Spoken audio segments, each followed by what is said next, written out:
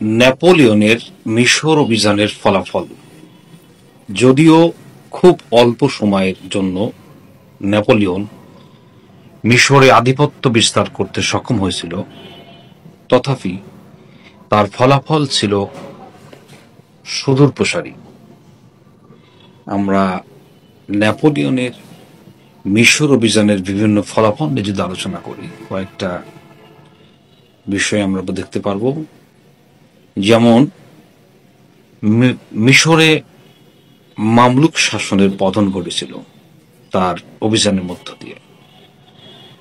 মিশরে নেপোলিয়নের আধিপত্য বিস্তারের পূর্ব পর্যন্ত মামলুক শাসন প্রচলিত ছিল।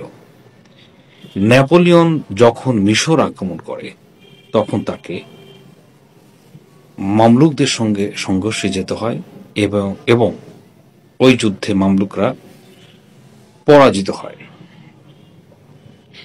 এর মধ্য দিয়ে মিশরের ইতিহাস হতে চিরতরে মামলুক শাসনের অবসান ঘটে এবং নেপোলিয়নের মিশর অভিযানের আরেকটা ফলাফল, সেখানে মিশরীয় জাতীয়তাবাদের উন্মেষ ঘটে।